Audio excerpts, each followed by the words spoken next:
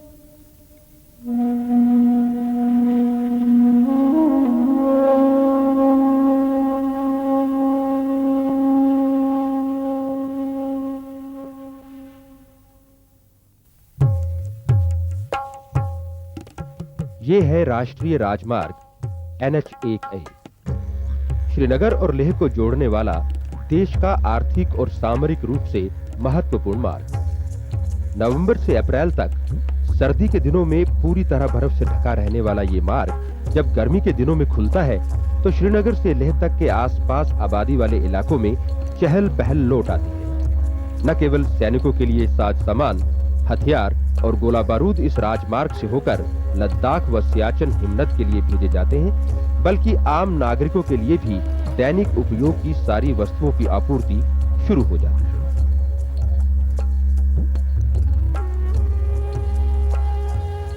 माल से भरे ट्रकों की चिनोखो और यात्री बसों की धड़धड़ाहट से पूरा राजमार्ग तो जीवंत हो ही उठता है, आम नागरिक के जीवन में भी नया जोश आ जाता है। पाकिस्तान ने अपने नापाक इरादों से इस राष्ट्रीय राजमार्ग 1A पर एक ऐसा रणनीतिक षड्यंत्र रचा जिससे न केवल सारा भारत बल्कि पूरी दुनिया स्तब्ध रह गई। पाकिस्तान ने यह घुसपैठ किसी बेकार इलाके में नहीं की थी। द्रास और बटालिक की इन ऊंची पहाड़ियों पर बैठकर उसका इरादा श्रीनगर लेह राष्ट्रीय राजमार्ग पर नियंत्रण करना था ताकि सैन्य और सिविल आपूर्ति को तोड़ सके। 140 किलोमीटर लंबाई वाले एक कारगिल के इलाके में नियंत्रण रेखा के लगभग समानांतर चलने वाले इस राष्ट्रीय राजमार्ग पर पाकिस्तान अपने तोपों से कहर ढाने लगा तो सारा जनजीवन ही अस्त व्यस्त हो गया। कब आपने द्रास छोड़ा था? तकरीबन 2 महीना हो गया यहाँ से छोड़कर, द्रास छोड़कर 2 महीना हो गया है। अब तक बाल बच्चे जो है वो अभी मिंजी में पड़ा है, सारा इलाका पड़ा है, यहाँ कोई नहीं आ रहा है अभी तक। मतलब उस वक्त बहुत ये था, बड़ी मुश्किल था, यहाँ रहने के लिए भी बहुत मुश्किल था। हम कभी इधर उधर जाते थे, यहाँ पुलिस में जो बैंकर बने हैं वहाँ छुपने के लिए हम वहाँ भी जाते थे। ये जान उसकी है, जब जी चाहे तब ले सकता है वो। बाकी हमारे काफ़ी टैंकर शेलिंग में आए हुए हैं, किसी के टायर ब्लास्ट हुए हैं, इवन मतलब 3 दिन टायर ब्लास्ट हुए हैं, टैंक लीक हुए हैं, काफ़ी नुकसान हुआ है। लेकिन भगवान की दया से हमारी कैजुअल्टी कोई नहीं हुई है, कोई आदमी हमारा एक्सपायर नहीं हुआ उसमें। पाकिस्तान का इरादा था राष्ट्रीय राजमार्ग 1A को बाधित कर श्रीनगर और लद्दाख के बीच सैनिक और नागरिक संपर्क काट देना ताकि करगिल इलाके पर उसकी पूर्ण प्रभुत्व स्थापित हो सके। इसी राजमार्ग पर अपना नियंत्रण स्थापित करने के लिए पाकिस्तान ने 100 किलोमीटर में फैले करगिल के मशकों से बटालिक तक के इलाके की महत्वपूर्ण चोटियों पर सर्दी के समय तब कब्जा कर लिया जब भारतीय सैनिक भारी बर्फ और अत्यधिक ठंड के कारण वहां से अपने मैदानी शिविरों में लौट आते थे। करगिल के इस इलाके में ऐसी ऊंची चोटियां हैं जिनकी ऊंचाई 15 से 17 हजार फीट तक है। जाहिर है सर्दियों के दिनों में यहां पर सेनाएं तैनात नहीं की जा सकती।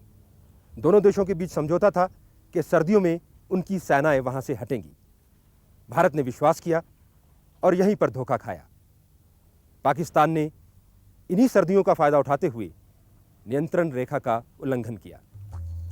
करगिल की प्रमुख चोटियों Tiger Hills, Tololing, Point 4875, three Pimples, दुब्बार आदि पर कब्जा कर लेने के बाद इन्हीं चोटियों से पाकिस्तानी सैनिक राजमार्ग पर गोले बरसाते थे। इन ट्रकों के ड्राइवरों ने स्थिति की नाजुकता को समझते हुए सैन्य अधिकारियों से पूरा सहयोग किया। हम चाहते हैं कि हमारा जितना माल है आर्मी के लिए जितना जल्दी पहुंचे उतना अच्छा है, क्यों हम उनके साथ छाना बछाना सपोर्ट कर रहे हैं, नेक टू नेक उनके साथ चल रहे हैं। हमें स्टेट गवर्नमेंट ने भी हमारे लिए काफ़ी वो कर रखा है, क्योंकि एफसीआई की गाड़ी और हमारे जो आर्मी लोड के जितने टैंकर्स हैं तेल वाले वो सभी को उनको दोनों तरफ से कार्रवाई से छोड़ रहे हैं और वो आ रहे हैं। लेकिन हमारे दिल में ऐसा कोई नहीं है कि हम यहाँ से चल जाएंगे, आगे रात को भूखा रहेंगे, हम भूखा रह सकते हैं। क्यों? इस वक्त इमरजेंसी है, हम भूखा रहने को भी तैयार हैं, लेकिन हम अपने मंजिल पे जल्दी से जल्दी पहुंचना चाहते हैं। इन ट्रक ड्राइवरों ने भी सैनिकों की तरह हिम्मत और साहस के साथ स्थिति का सामना किया। हम भी देश के लिए मरने के लिए बिल्कुल तैयार हैं। हमें किसी चीज़ की कोई परवाह नहीं है कि हमें कुछ हो जाएगा, जब होगा हो ही जाएगा, ऐसी बात नहीं है। इस बात से हमें कोई डर नहीं है, कोई किसी किस्म का गले छोकर नहीं है। ये द्रास घाटी है, साइबेरिया के बाद संसार का सबसे ठंडा इलाका। यह सर्दियों में तापमान -35 डिग्री सेल्सियस तक चला जाता है और ये वो स्थान है यहाँ से हम बिल्कुल साफ देख सकते हैं टाइगर हिल, तोलोलिंग, पॉइंट 4875 और पिंपल 1 और 2। नियंत्रण रेखा से 4-5 किलोमीटर दूर इन्हीं चोटियों पर पाकिस्तानी सैनिकों ने चुपके से आकर बैठने का दुस्साहस किया था। इन चोटियों से दुश्मन को नहीं खदेड़ा जाता तो राष्ट्रीय राजमार्ग 1A पर लगातार खतरा बना रहता। पाकिस्तानी सैनिक इन्हीं चोटियों से राजमार्ग पर नजर रखते थे और जैसे ही ट्रकों का कोई काफिला गुजरता, पाकिस्तानी सैनिक इन पर गोलाबारी करने लगे। इन चोटियों पर बैठे पाकिस्तानी सेना को जिंदा या मुर्दा खदेड़ भगाना अत्यधिक मुश्किलों पर रखते हुए एक भारतीय सेना के रणबांकुरों ने जान हथेली पर रखते हुए एक एक कर इन चोटियों को खाली करवाने का साहसिक अभियान चलाया। सैन्य इतिहास में पूर्णतः नया अध्याय जोड़ने वाले इन भारतीय सैन्य आक्रमणों ने दुश्मनों के छक्के छुड़ा दिए। दुश्मन के पोस्ट को जब हमने कैप्चर किया तो उधर से भारी तादाद के अंदर दुश्मन की कैजुअल्टी 24 कैजुअल्टी, जिसमें एक ऑफिसर और जूनियर कमीशन लीडर पाया गया और हमने 40 हथियार वहाँ से बरामद किए और एक बैंकर पूरा अम्युनिशन का भरा हुआ पाया गया। जब हम ऊपर पहुँच गए, जब हमने उनके ऊपर अटैक बोला, वो इतनी आसानी से नहीं गए। उन्होंने पूरी कोशिश करी, लेकिन उनकी बदकिस्मती रही या उनको मौका नहीं मिला कि वो अपने एम्युनिशन डैम तक पहुँच पाते, अपने बड़े वाले हथियारों के पास दोबारा से पहुँच पाते। उनके आदमी वहीं पर कैजुअल्ट हो गए। बाकी लोग जब उन्होंने देखा ये बिल्कुल बुरी तरह एडवांस करके और चारों तरफ से अटैक होने वाला है, तो वो विड्रॉ कर गए। 8 सिख रेजिमेंट को क्या काम सौंपा गया? इसके चारों तरफ को कैप्चर करना था। जो हम अगर हम कैप्चर करेंगे तो तभी दूसरा ऊपर जा सकता है। जब तक हमने इसको क्लियरेंस देगा तो दूसरा ऊपर जा नहीं सकता। तो जो हमारे सौंपा गया था उसको हमने 100% क्लियर किया।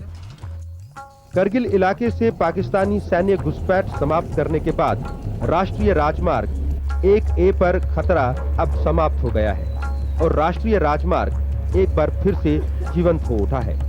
हम तो श्रीनगर से हैं जी। यहाँ आज तो शांत है, उससे पहले यहाँ द्रास में लगता था गोला, यहाँ छानीगोंड में लगता था, उससे आगे आके ये बेम्बट में लगता था, मटाइन में लगता था। बहुत मुश्किल से हम लोग यहाँ पहुँचे थे।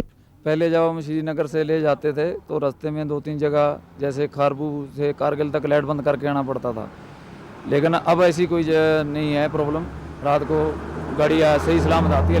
लाइट ना होने की वजह से बहुत परेशानी होती थी, अब ऐसी कोई परेशानी नहीं है। गाड़ियों की आमदोरफ्त अब लगातार जारी है। दुश्मन के नापाक इरादों का हमारे बहादुर जवानों ने भरपूर जवाब दिया है। फौलादी हिम्मत ने उनकी तोपों के मुंह बंद कर दिए हैं और उन्हें इतनी दूर खदेड़ दिया गया है कि अब दुश्मन की नजरें राष्ट्रीय राजमार्ग पर कभी नहीं पड़ सकती। पूरे देश के लोगों की भावनाओं का स्पंदन अब इस राजमार्ग से पूरे जम्मू और कश्मीर के लोगों के दिलों में हमेशा धड़कता रहेगा।